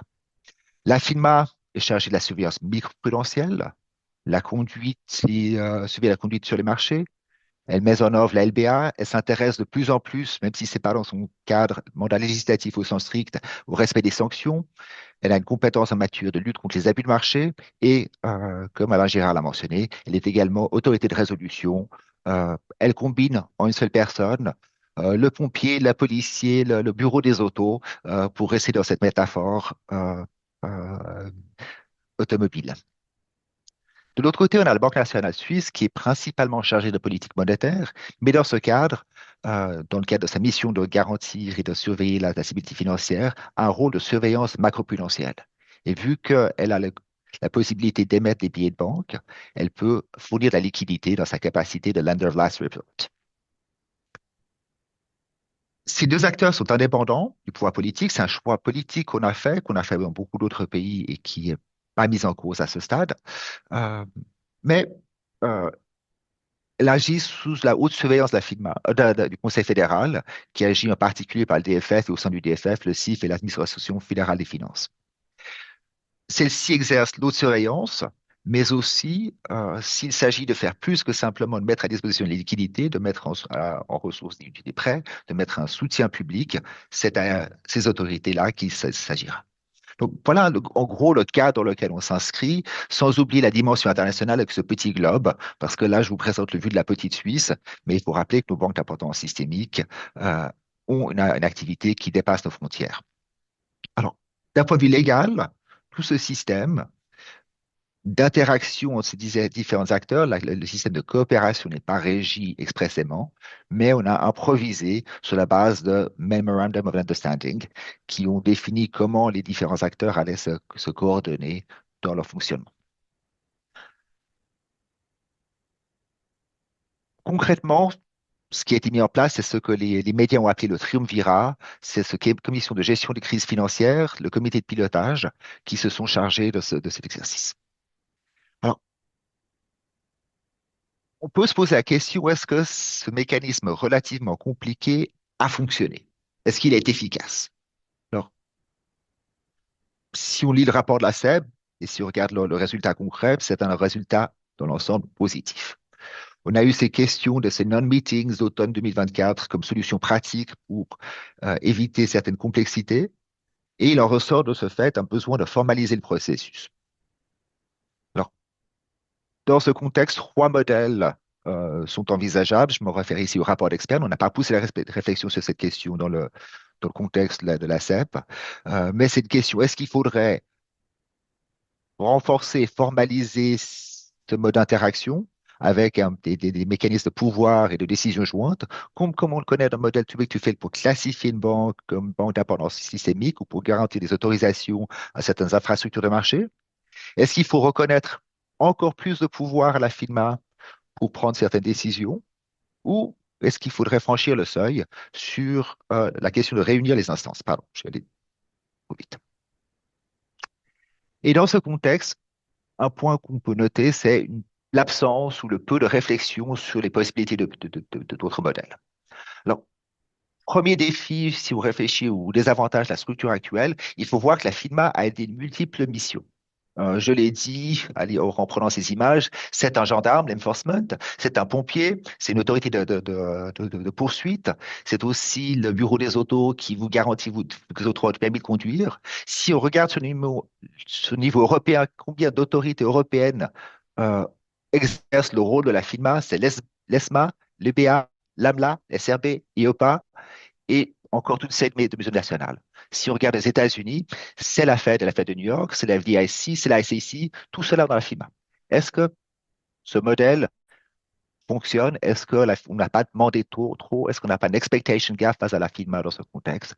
Est-ce qu'elle peut véritablement accomplir sa mission, ou plutôt ses missions au pluriel? Au-delà, une question supplémentaire se pose, c'est est-ce que ce choix qu'on a fait en Suisse de séparer la surveillance prudentielle, microprudentielle, la surveillance des entités en tant que telles, et la surveillance macroprudentielle, la surveillance du marché dans son ensemble, euh, est véritablement efficace. Aux États-Unis, en Angleterre, en France, en Allemagne, pays qui sont plus larges, on a pris l'option contraire qui est clairement de renforcer au sein d'une seule autorité le pouvoir de surveillance prudentielle au niveau microprudentiel et au niveau macroprudentiel. Et quand j'ouvre ce débat, je pense qu'il est important de souligner que ce débat-là n'est pas le débat des modèles Twin Peaks, qui sont la séparation de la surveillance prudentielle et la surveillance de la conduite, telle que la pratiquait anciennement la Banque d'Angleterre avec la FSA. C'était eux qui ont lancé ce modèle Twin Peaks, ou la CPR et l'AMF en France, ou la DNB, la LML, l'AFM aux Pays-Bas. Donc, voilà la première grande question que j'aimerais vous poser, c'est est-ce que la structure de triumvirat fonctionne, est efficace, qu'est-ce qui ne serait pas le temps de réfléchir à d'autres modèles? C'est peut-être pas la question la plus urgente, mais il me semble, si on veut éviter que dans 10 ans, on se retrouve pour avoir un nouveau webinaire sur la question, qu'on se livre à cette réflexion sur ce point. Au-delà, la question de l'organisation et la gouvernance de la FINMA se pose, comment est-ce que la FINMA elle-même a fonctionné? Alors, je vous rappelle des choses que vous pourrez lire dans la loi tout simplement. La FINMA est un établissement de droit public. Elle règle son organisation selon les principes de gouvernance d'entreprise, et je cite la loi sur ce point, de qualité et une gestion économique des affaires. Alors, vous savez que le conseil d'administration est un organe stratégique. Elle a des tâches, et notamment celle de de statuer sur les affaires de grande portée. De l'autre côté, on a une direction qui est l'organe exécutif qui, en principe, arrête les décisions, élabore les bases des décisions du conseil d'administration et lui rend compte de l'information. C'est un modèle qui ressemble à celui qu'on connaît en droit de la société anonyme. C'est un choix politique qui a été décidé expressément dans le contexte de l'adoption de la LFIMA. L'avis du contre-projet, c'était d'avoir un modèle comparable à celui qu'on connaît pour la BNS, c'était d'avoir un conseil d'administration qui a un rôle de surveillance alors que la direction s'occupait des décisions exécutives. On a opté pour un modèle contraire. Dans l'arrêt post-finance de 2018, le tribunal fédéral est allé jusqu'au point de dire que même si il s'agit d'une notion indéterminée, même si le règlement d'organisation est un moyen de concrétiser que les tribunaux ne remettent pas en question sans raison valable, en principe, les décisions ou si les exigences de fonds propres d'une banque d'importance systémique relèvent de la compétence du conseil d'administration et une simple information du conseil d'administration ne suffit pas. Alors, on a peu ou pas de discussion sur le rôle du conseil d'administration de la FINMA avant et pendant la crise. On a passé un peu de discussion dans le contexte du filtre réglementaire, mais si on lit les 500 pages du rapport de la FEP, on trouve que quelques paragraphes qui nous expliquent où est-ce que le conseil d'administration a été consulté, mais une réflexion sur le rôle prépondérant occupé par la présidente de la FINMA et le directeur de la FINMA dans tout le processus, et la question de savoir si le conseil d'administration était informé de façon adéquate, s'il était apte et avait l'expertise nécessaire pour réagir et prendre les décisions qui s'imposent, n'ont pas vraiment trouvé de réponse dans la commission. Je crois c'est vraiment un domaine dans lequel il faut se pousser la réflexion. Et les enjeux sont là celle de savoir est-ce qu'il faut faire plus de confiance à l'expertise métier des membres de la direction ou au contraire essayer de faire contribuer une certaine indépendance et vision externe qu'apporte un conseil d'administration de milice qui ne travaille pas en permanence sur les dossiers, mais qui permet de jouer un rôle de contrôle caractéristique du conseil d'administration dans notre modèle suisse qu'on connaît dans le domaine du droit privé. Deux tendances émergent si on regarde les prises d'opposition. Les experts internationaux qui poussent plutôt pour renforcer le pouvoir des directions, permettre à plus d'expertise, plus de professionnalisme dans le métier, constatant que les difficultés d'avoir un conseil d'administration qui ait une expérience de terrain, une vision et une disponibilité, l'indépendance. Et la CEP qui, d'un côté, reconnaît une certaine marge de manœuvre, un besoin de reconnaître à la firme une marge de manœuvre dans sa conduite, mais qui, en même temps, suggère au conseil de reconnaître aux administrations un rôle plus important dans les procédures d'enforcement concernant des banques d'importance systémique. Au demeurant, on ne sera pas surpris de voir que certaines décisions, les décisions maîtres d'OPA, sont prises de façon complètement de routine dans la compétence du conseil d'administration. Donc, voilà un nouveau point pour la de débat. Troisième point de débat, et c'est peut-être ma conclusion, la transparence. On ressent après la crise du Crédit Suisse un besoin de discuter, de débattre, un besoin de catharsis. Pour mémoire, on a fait un choix politique lorsqu'on a adopté la loi sur la transparence dans l'administration au niveau fédéral, d'exclure d'emblée la BNS et la FINMA complètement de cette loi. C'est un choix politique. Et en même temps, on voit aujourd'hui une volonté de la FINMA de pouvoir communiquer plus activement sur ces procédures d'enforcement sur la base de l'article 22 alinéa 2 de la FINMA. Et c'est là où je pose une première question, c'est de savoir est-ce que le cadre légal est véritablement trop strict? Dans l'ensemble, le tribunal fédéral et le tribunal fédéral ont confirmé la vérité des décisions de la FINMA, respectivement des actes de la FINMA, de publier leurs décisions. Il faut se poser la question s'il faut publier les décisions entrées en force. En tout cas, je me féliciterais en tant que juriste si je pouvais avoir l'accès de plus en plus fréquemment aux décisions de la FINMA avec la motivation plutôt qu'un simple communiqué de presse dans un état de droit où le raisonnement juridique est ce qui compte. C'est peut-être le meilleur contrôle plutôt qu'une communication destinée à un exercice de relations publiques aux médias. En revanche, là où je serais plus sceptique, c'est la publication d'ouverture des procédures qui pose des questions assez délicates de préjugés et de traitement de la personnalité. On notera d'ailleurs qu'au Royaume-Uni, les autorités ont décidé justement de ne pas renoncer, de ne pas étendre leur pratique en matière de publication d'ouverture de procédures en cours et rester à se limiter à des cas où l'intérêt public l'exigerait. De façon plus générale, il me semble nécessaire d'avoir plus de transparence sur l'action de la FINMA. Vous pouvez, si ça vous amuse, comparer les publications sur Resolution Recoveredly selon la BRRD, la Fed ou la FDIC, ou encore le rapport de la stabilité financière des banques avec ce que la FINMA publie sur son action. Donc, invitation à Alain Girard, plus de transparence, plus de publications, ce serait utile.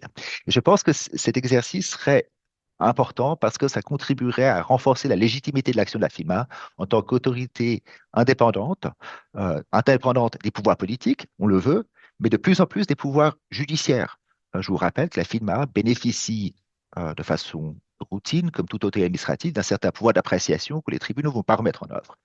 Et puis, de plus, on voit une certaine volonté de la FINMA et soutenue dans ce sens par les pouvoirs politiques d'exonérer complètement certaines décisions de la FINMA du contrôle judiciaire en bloc, ce qui pose également des problèmes. Si on veut éviter d'avoir un pouvoir indépendant sans contrôle, la transparence, à mon avis, est la seule solution. Merci. Merci beaucoup, Rachid. Je donne la parole immédiatement à Monsieur Girard concernant le Public Liquidity Backstop. Je partage vite mon écran. Pendant que vous partagez l'écran, merci quand même. Que aborder dans le sens de Rachid Bard, d'augmenter la transparence. Je crois que la publication des procédures d'enforcement, la Suisse est une exception par rapport aux places financières de relevance mondiale. Je pense que ça doit changer. Au niveau de la BRRD évoquée, c'est un texte réglementaire, donc ce serait un plaisir que le Conseil fédéral publie un tel texte pour améliorer la transparence. On va y travailler en tous les cas pour améliorer la compréhension. Et la première étape peut-être, c'est de parler du PLB. Je vais faire court et je ne ferai pas dans la nuance, on est déjà, je crois, un peu en retard. pas sur le programme. Sans PLB, pas de résolution bancaire d'une banque systémique. Et sans PLB, pas non plus de reconnaissance ou de crédibilité internationale d'un dispositif de crise. Ça doit être très clair. Il y a un soutien en liquidité qui est indispensable, non seulement les quelques jours qui suivent une résolution bancaire. Dans le cadre du Crédit Suisse, c'était pas une résolution, mais c'est une situation assez comparable. On a eu 168 milliards qui ont dû être utilisés pour finalement que les tuyaux soient remplis d'eau. Si on a une résolution bancaire, c'est la même chose. Ça, c'est les premiers jours, donc c'est absorber le choc. La deuxième chose, c'est que pendant 2 à 3 ans, on parle d'idée environ sur 24 à 30 mois, on a une institution qui aurait des problèmes à accéder les marchés de liquidité, c'est-à-dire la dette à long terme, et donc elle doit avoir un refinancement qui est possible. Cette vue, elle est largement partagée non seulement par la CEP qui a mis ce point en valeur, mais aussi par la la BNS et la FINMA qui poussent depuis des années pour l'introduction d'un tel mécanisme. Elle est aussi poussée par l'Association suisse des banques et des banques systémiques qui en font partie. Le Conseil fédéral, c'est la slide suivante, vous avez ici un extrait, il est aussi de cet avis, il doit être introduit. On montre cependant qu'il a attendu jusqu'à 2022 pour fixer. Donc c'était avant la crise, c'est là que le Conseil fédéral a proposé d'introduire le PLB. C'est ce qui peut aussi étonner, car comme l'a très pertinemment relevé la CEP, au niveau international, le PLB est un standard recommandé depuis 2016, c'est-à-dire que le Financial Stability Board a proposé en 2016, ou plutôt a recommandé en 2016 aux places financières qui ont des banques systémiques d'introduire un tel mécanisme. Dans ce contexte, et même si le Parlement semble procrastiner sur la question, puisqu'elle a déjà repoussé maintenant à 2 ou 3 fois depuis la crise du Crédit Suisse l'introduction de cet instrument, peut-être pour des raisons politiques aussi de faire un paquet cohérent. Ce qui est certain, c'est qu'à mon avis, ce PLB, il doit arriver. Et puis, mon but, c'est pas ici de plaider pour ce PLB, c'est plutôt de l'expliquer. Si on peut aller à la slide suivante, on voit sur l'axe temporel, c'est beaucoup d'abréviations, c'est technique, c'est de la liquidité, donc c'est pas très juridique, mais je pense que ça peut être utile. En tous les cas, Fabien Liégeois, vous m'avez convaincu de prendre cette approche-là. On voit les 3 lignes de défense. Donc, si vous voulez, toutes les banques, dans le droit actuel, on a 2 lignes qui sont en vigueur. Le PLB serait la 3e ligne. Et donc, pour la première ligne, on a les banques qui doivent avoir assez de liquidité. Il y a une régulation de ça. C'est cette LCR en particulier. C'est réglé dans l'OLIC, c'est-à-dire l'ordonnance de liquidité, que les banques systémiques doivent avoir plus de liquidité que les autres. Comme je l'ai dit tout à l'heure, c'est aussi ce qui a sauvé le Crédit Suisse au mois d'octobre. La deuxième ligne, c'est cette Emergency Liquidity Assistance. Donc, en fait, l'obtention de liquidité auprès du lender of last resort. Je crois qu'en français, on parle de prêteur ultime, selon DeepL en tous les cas. Et là, c'est la BNS en Suisse. Et dans ce cas-là, en fait, c'est l'activité des banques qui a une transformation des délais, comme on l'appelle, ou des maturités. Et là, il faut qu'elle puisse placer des actifs, en fait, des collatéraux qui sont moins liquides ou peu liquides dans une crise pour obtenir des liquidités. C'est ce qu'on appelle l'ELA. Et là, en l'occurrence, en Suisse, c'est surtout des hypothèques de premier rang qui étaient dans l'entité suisse du Crédit Suisse. C'est ce qui a été octroyé le jeudi 16 mars. Donc, le matin du 16 mars, ça a été fait très tôt pour que la banque puisse survivre jusqu'au week-end. C'était en tous les cas l'ambition. Finalement, ça a suffi jusqu'à vendredi vers 14 heures. Sur le plan législatif, ce qui manque, c'est la 3e ligne. Donc, c'est ce PLB, c'est-à-dire qu'est-ce qu'il faut quand il faut encore plus de liquidité que ce que la banque peut placer à la banque centrale et ce que la banque avait comme HQLA. Ce mécanisme, il est nécessaire car les 2 premières lignes de défense, il n'est pas exclu qu'une banque, même si elle est solvable, en fait, même si les actifs ont toujours cette valeur qui est nécessaire pour pas être surendettée, peut-être que cette banque n'est juste pas liquide suffisamment. Si on va sur la slide suivante, c'est très simplifié, mais je pense que c'est quand même utile, et c'est non plus pas à l'échelle, bien sûr, mais le mécanisme des 3 lignes, je l'ai évoqué là-dessus. Sur l'actif à gauche, vous avez donc tout en haut ce qui est le plus liquide, donc les HQLA, ces actifs hautement liquides définis par base. Je me suis permis de mettre des liens sur la droite, ça peut être utile aussi pour des juristes de voir des textes. Ensuite, on voit qu'il y a un deuxième élément, c'est les crédits qui sont éligibles pour l'ELA. En Suisse, c'est surtout des hypothèques de premier rang, donc il y a une certaine haircut de la part des banques centrales par rapport à l'ensemble du portfolio d'hypothèques. Et ensuite, on a finalement le reste du bilan qui n'est pas extrêmement liquide, donc effectivement qui ne peut pas être rendu liquide à court terme. Ça, c'est un problème. Sur la droite, on voit par rapport à ça le passif. Et là, en cas de bank run, finalement, c'est ce qui se passe avec la flèche rouge. C'est-à-dire que les dépôts et le financement à court terme courent à la maison des clients, qui eux courent à la banque pour les obtenir, ou alors actuellement avec un téléphone portable. C'est pour ça que les retraits, ou plutôt les paniques bancaires de 2023 ont des volumes phénoménaux. Et là, ce qui se passe, et c'est ce que le Crédit Suisse a fait en octobre 22, eh bien, c'est d'abord les HQLA qui permettent en fait de payer ces bank runs. Et là, c'est quelque chose qui a été très utile au mois d'octobre 22. Maintenant, si les HQLA ne suffisent pas, la banque va placer son collatéral. Et là, c'est une des leçons de la crise Crédit Suisse, c'est le fait que le Crédit Suisse avait environ 40 à 50 milliards d'ELA, 40 pour les hypothèques, 10 sur le VEFA, qui est une liquidité ou une facilité extraordinaire pour des Wertschriften, pour des sécurités financières. Ce montant de 40 à 50 milliards sur un bilan de 600 ou plus, c'est évidemment quelque chose qui allait assez vite. Et c'est pour ça qu'à partir de vendredi vers 14 heures, il a fallu d'autres moyens. Des autres moyens, on peut aller sur la slide suivante, c'est en fait des moyens qui ont été introduits par droit d'urgence, c'est-à-dire LA+, d'abord, c'est-à-dire une obtention de liquidité auprès de la Banque nationale, mais sans contrepartie ou sans collatéral, et ensuite le PLB afin d'absorber le choc des premiers jours. Donc, en résumé, si vous voulez, pour qu'un système de crise soit vraiment utile en cas de crise, il faut qu'il ait trois éléments. Il faut qu'il y ait des liquidités élevées en going concern. Alors, c'est évident que plus les liquidités de la banque sont élevées, moins la banque utilise en fait ses actifs pour faire du profit et pour être profitable. Mais bon, un certain niveau de liquidité est nécessaire pour les banques systémiques, c'est certain. Ensuite, il faut une capacité de placer du collatéral à la Banque centrale en suffisance pour pouvoir justement gérer ces éléments extraordinaires. C'est la ligne 2 de défense. Et il faut un PLB pour une résolution. Et c'est à ça que finalement la Suisse doit avoir comme vue, c'est qu'elle doit avoir un système où HQLA, LA et PLB sont en suffisance pour que aucun des clients ou des contreparties du Crédit Suisse ou d'une banque systémique n'ait même l'envie d'aller retirer ses biens, puisqu'il sait que s'il y a un tel système, même en cas de résolution, en fait, ces biens seront sains et saufs. Et je finirai avec cette comparaison. On a une garantie des dépôts en Suisse qui consiste à garantir 100 000 francs pour chaque client d'une banque. Le montant, il est assez limité. Donc, pour des banques systémiques, le montant, il est même largement dépassé, non seulement par les dépôts, mais aussi par les dépôts privilégiés. Donc, la case ici, dépôts privilégiés, elle est probablement plus grande, même beaucoup plus grande dans une banque systémique que la capacité de l'industrie financière suisse. Et donc, si vous voulez, en fait, ce PLB, cette LA et ces HQLA, c'est ce qui doit permettre d'avoir une sorte de garantie dépôt sur amphétamine, si vous me permettez. C'est-à-dire qu'avec ça, les clients de la banque ou les contreparties doivent penser que même en cas de résolution, il n'y a aucun risque à faire puisque les pertes seront placées sur les détenteurs du capital action, des AT1 et des autres modes de financement, donc le bail-in en particulier. Je m'arrêterai là sur la question du PLB pour gagner aussi un peu de temps. On pourra revenir sur les AT1 si vous voulez plus tard. Je vous remercie, très bien. Merci beaucoup pour vos interventions. Merci aux quatre. Si j'ouvre le volet des questions, on en a reçu 6. La première que je vois qui s'affiche, c'est de Monsieur Antonio Lafranchi, qui demande comment se fait-il que le CF, le Conseil fédéral, n'ait pas tout fait pour conserver 2 banques systémiques en Suisse.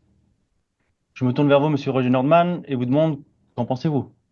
Alors là, je vous donne ma réponse personnelle. Le Conseil fédéral avait très peur d'une étatisation.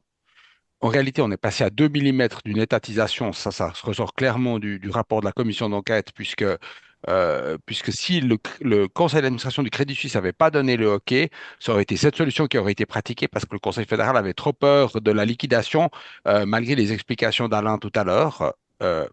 Et en fait, le Conseil fédéral voulait absolument éviter une étatisation parce qu'il pensait que ça allait être très difficile de gérer la banque. Je peux entendre cet argument, c'est pas simple, mais le problème principal qu'on a, c'est qu'au fond, on n'a pas du tout réglé à l'avance le cadre d'une éventuelle étatisation. On aurait, à un moment, ce qui a été étudié dans les préparatifs, c'est l'étatisation de la filiale suisse. Donc, le Crédit Suisse, c'est ça. Et ça aurait été assez malin. On aurait peut-être pu, la Confédération, on peut l'acheter de force, je sais pas, disons pour 10 milliards. Et ensuite, ça aurait été 10 milliards de liquidités en plus dans le groupe qui aurait été utile pour la suite. L'UBS aurait repris le reste du groupe dans une un peu meilleure situation. Et l'entité suisse aurait été ensuite revendue, remise à la bourse par l'État, et puis elle aurait subsisté comme banque universelle en Suisse. Moi, j'ai beaucoup de regrets que cette position a pas été étudiée. C'est une aversion idéologique de principe contre l'étatisation. Dans notre papier de position, notre plan d'action pour éviter les grandes crises, au PS, on a dit que de toute façon, vu qu'on n'a plus qu'une seule grande banque et qu'il n'y a pas d'autres banques qui pourraient reprendre l'UBS, il faudrait de toute façon régler les grandes lignes des modalisations d'une future modalité, pardon, d'une future étatisation d'urgence en cas de crise si le PLB suffit pas. D'ailleurs aussi, il faut aussi d'ailleurs régler les garanties à offrir par les actionnaires d'une banque qui bénéficie d'un PLB, surtout si le PLB était de facto appliqué avant le point of non-viability. Mais je crois qu'il y a un peu un tabou autour de l'étatisation, mais maintenant qu'on n'a plus qu'une seule gigabanque, je pense qu'on ferait mieux de le régler à l'avance dans la loi. En tout cas, d'ouvrir des options dans la loi, ça mettrait les autorités plus à l'aise le jour où il faudra sauver l'UBS, jour qui viendra, à mon avis, inéluctablement, les connaissant. Très bien, merci beaucoup. Et si je reste sur cette question, quel est votre avis? J'aimerais Rachid sur cette question également. Je vais pas rentrer sur la question de savoir qu'est-ce qu'il fallait faire en son temps, mais réfléchir de façon prospective. Je pense que l'option d'un temporary public ownership, d'un TPO, qui est la détachation temporaire, est quelque chose qu'il faut avoir dans la boîte à outils. Je pense que si, c'est ce que je trouve regrettable dans la position qu'on a prise jusqu'à maintenant, qu'on ne le fait pas, on risque d'avoir de nouveaux recours au droit d'urgence le moment venu. Si le PLB ne fonctionne pas, on ne trouve pas d'acquéreur tiers, on n'ose pas tirer la sonnette. Il faut alors dire quelle est l'option, et ça serait dommage d'avoir recours une troisième fois, j'espère qu'on n'y arrivera jamais, euh, mais à un TPO dans ce contexte. Donc, ce serait peut-être l'occasion d'une révision, de réfléchir ce que fait la BRD, ce que fait la FDIC depuis longtemps, de savoir comment est-ce qu'on gère un TPO. Sur un point de vue, il y a deux choses sur lesquelles il faut souligner. C'est le TPO, c'est le fait d'étatiser d'une part, mais sur le caractère temporaire d'étatisation. Je pense que la Confédération n'a pas vocation à être actionnaire de banque. Elle détient déjà une banque d'importance systémique, Postfinance, certes pas au niveau global, mais au niveau national. Un autre canton détient une autre banque d'importance systémique, la ZKB. Je pense que ce serait pas souhaitable d'avoir une banque d'importance systémique globale en main de la Confédération, et il faudrait réfléchir à comment se désinvestir. Et c'est là qu'on voit qu'il y a un défi de savoir comment est-ce qu'on gère sur la durée cette situation. Les États européens qui sont passés par cette étape en 2008 sont toujours pour partie actionnaires de certaines banques et n'ont pas réussi à se départir de leur participation. Donc attention à ce qu'on veut, et ça vaut la peine dans un état de droit de réfléchir à se créer des bases légales nécessaires pour régir cette situation, surtout si on parle d'une étatisation. Merci beaucoup. Si on avance sur les questions, parce qu'il y en a pas Ah, mal. je crois qu'Alain voulait dire quelque chose. J'aurais bien réagi là-dessus, pour être franc, parce que la nationalisation, c'est souvent évoqué, surtout en Suisse romande. D'ailleurs, je crois que les gens sous-estiment un petit peu ce que ça veut dire. Un PLB qui fonctionne pas. Une étatisation, c'est aussi un PLB, puisque après, Tout à fait. l'actionnaire, donc ça veut dire que les pertes, après, elles sont intégralement sur la Confédération. Donc, prenez le Crédit Suisse en 2023. Vous aviez finalement une taille du bilan qui était déjà plus grande que le PIB. Vous avez une dette de la Confédération qui est de 110 milliards, et donc vous partez sans problème. La Suisse peut assumer ça. Je pense que Rachid Bar a raison d'évoquer les autres pays européens qui ont fait des TPO, mais le T de TPO, il dure encore depuis 15 ans et ils n'arrivent pas à refaire parce qu'ils portent un risque entrepreneurial, ce n'est pas le rôle de l'État. Je pense que la discussion du TPO, d'ailleurs dans les key attributes aussi du FSB, c'est une discussion pour sauver les meubles finalement. C'est pour ça qu'il était discuté en Suisse aussi au niveau du plan d'urgence, c'est-à-dire de sortir l'entité suisse, mais c'est aussi un élément qui est resté en fait lettre morte auprès du Conseil fédéral durant les années qui ont précédé la crise de Crédit Suisse. Je m'arrêterai là sur ce sujet-là. Anthony Norman a évoqué le prix de la reprise. Là aussi, on commence. C'est quoi le prix d'un TPO? C'est de payer les actionnaires ou alors c'est de prendre pour un franc? Il y a des questions assez intéressantes et je pense que régler cette question serait très utile par le Parlement. Et je pense que c'est vraiment, si vous me permettez 2 secondes, Bessart, l'enjeu, c'est aussi de savoir, on a eu la chance, les 2 derniers sauvetages de banques d'importance systémique, on a gagné de l'argent au niveau de la Confédération. Si vous regardez ce qui s'est passé en Europe, c'est un énorme poids sur le bilan des différents États, et ça conduit dans une certaine mesure à la crise financière au niveau de l'emprunt dans beaucoup de pays européens. Attention à ce qu'on veut, mais je pense que c'est pas nécessairement une mauvaise idée d'avoir des bases légales pour réfléchir dans quel contexte on le ferait, même si je ne recommande pas cette mesure. Je souscris à tout ce qu'Alain a dit sur la question de outils à manier avec beaucoup de prudence. Bien, merci beaucoup. Il est 13h42, il nous reste 3 minutes. Rapidement, la deuxième question de Madame Sandrine Salerno, qui écrit: vu l'incurie, le risque pris et le devoir de diligence et fiduciaire non respecté, quelles seront les conséquences légales pour les membres du conseil d'administration et la direction du Crédit Suisse? Je me tourne à nouveau vers vous, Monsieur Alain Girard, et que pensez-vous de cette question? Alors, je peux la prendre. Merci.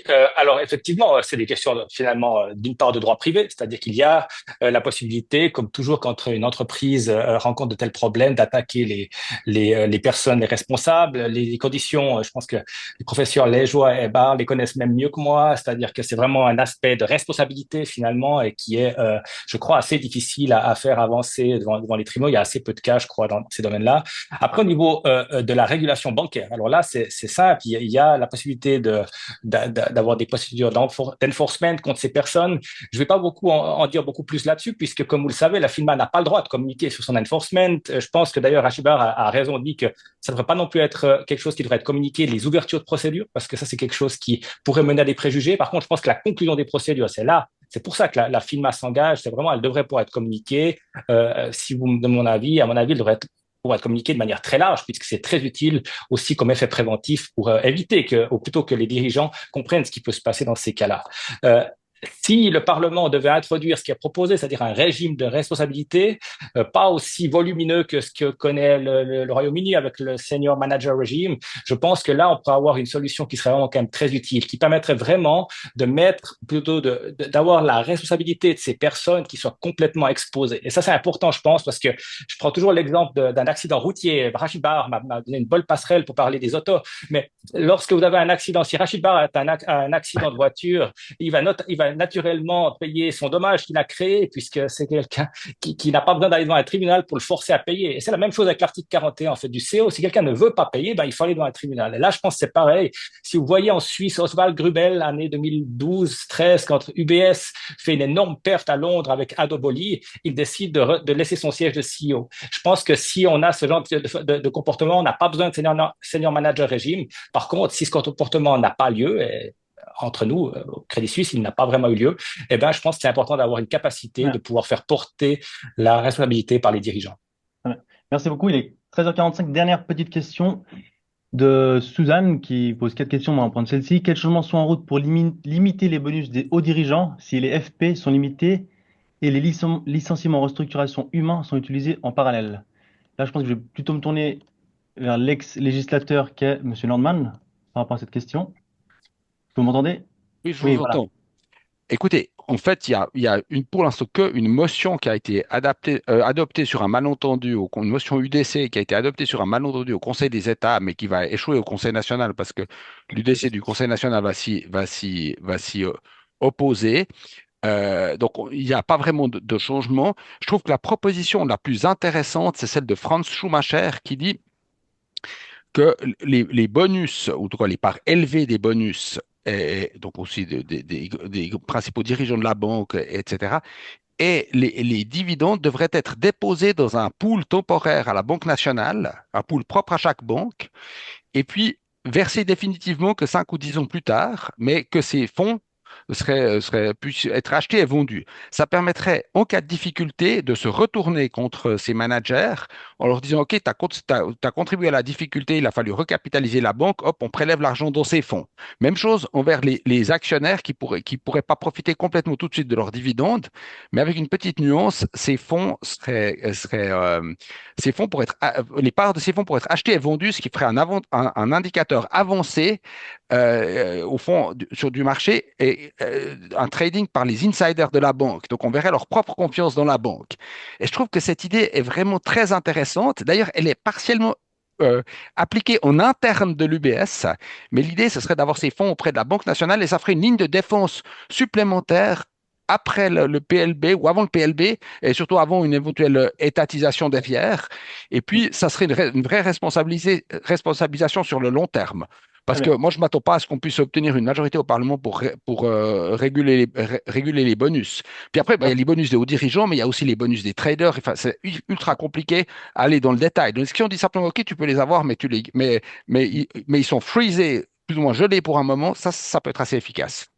Merci. Rapidement, Monsieur Girard, Réagir non pas sur les bonus, mais sur les indicateurs de marché, puisque Fabien Liégeois les a aussi abordés dans le cadre des AT1. Et je pense que c'est important. Il y a quand même une mécompréhension, un malentendu sur le fait que les indicateurs de marché sont vraiment précoces. J'aimerais quand même ici relever le fait que si vous regardez les CDS en 2021, après les crises Greensill, Archegos, où ils sont montés, ils sont redescendus. Donc, c'est-à-dire que pour une autorité de surveillance, les indicateurs de marché, en fait, c'est très tard. Et c'est important puisqu'on les considère pour intervenir. Mais il faut des pouvoirs pour intervenir plus tôt, avec des informations que seule l'autorité de régulation, et peu importe si elle soit au sein de la Banque centrale ou au sein d'une autre autorité, il y a plusieurs modèles, Rachid Bar l'a évoqué. Ce qui est important, c'est de penser, c'est que de croire que des automatismes au niveau des indicateurs de marché puissent vraiment avoir un rôle sur la surveillance, ça, c'est un élément qui est erroné. On va le mettre en valeur et je pense que pour ces return earning pools, c'est un autre sujet. Mais l'indicateur de marché, c'est important de l'avoir en tête. C'est un paramètre qui vient trop tard pour avoir une activité de surveillance qui soit vraiment guidée et précoce. Bon, il y Merci. aurait un moyen d'améliorer ces indicateurs précoces de marché, c'est d'avoir plus de transparence. Si toutes les mesures, par exemple le filtre régulatoire, étaient publiées directement, immédiatement sur la FINMA et quelques autres mesures ou facilités qui sont octroyées, par exemple en matière de liquidité ou autre, évidemment, ça faciliterait un peu la discipline de marché. Dans le cadre du Crédit Suisse, en fait, ça faisait plusieurs années que ce filtre avait été octroyé, que la décision avait été prise, mais c'était publié pour la première fois dans le rapport 2019 en cachet. Si c'était venu plus tôt, les investisseurs se seraient aussi un peu méfiés plus tôt et on aurait peut-être pu redresser la banque à un moment où la situation était encore sauvable. Donc là, je trouve qu'on ne se donne pas les moyens de faire fonctionner la discipline de marché. Merci beaucoup. Je Rapidement. partage, Oui. je partage votre avis. Le cours de l'action, me semble-t-il, a quand même été assez fort comme indicateur. C'est vrai que les agences de notation ont tardé, elles aussi, à faire leur travail. Donc ça, c'est un élément qu'il faut considérer. Et oublions pas qu'il y a certains économistes qui disent que si on est dans une transparence totale avec les banques, dans certains cas, ça peut se retourner contre nous, puisque vous pouvez avoir des phénomènes de panique qui sont amplifiés. Donc il y a peut-être quand même là un élément à considérer. Je vous remercie beaucoup. Prenez le price to book ratio. Il était très bas pour le Crédit Suisse. Et beaucoup de gens ont dit, ah, ça, c'est la preuve. Regardez maintenant où il est pour les banques systémiques européennes. Il y a beaucoup de banques qui sont à 0,4, 0,5. Et donc, si vous partez de l'idée qu'il faudrait utiliser ce paramètre-là, vous allez avoir des surinterventions des autorités qui ne laisseront pas les banques se sortir elles-mêmes de certaines crises, ou plutôt comment dire, de revenir à la profitabilité. Je pense pas que c'est le rôle des autorités d'avoir ce genre d'action, hein. Très bien. Merci beaucoup. On est malheureusement à la fin de ce webinaire. Désolé pour les questions qui restent. Ça prouve les sujets très intéressants. J'aimerais à nouveau remercier tous les participants et les participantes. Vous êtes très nombreux. Et j'aimerais vous rappeler que nous allons envoyer la documentation de ce webinaire par email et ainsi qu'un formulaire de satisfaction. Et pour celles et ceux qui nous écouteront en différé, ces documents seront également disponibles sur notre site internet, sur la section dédiée au webinaire.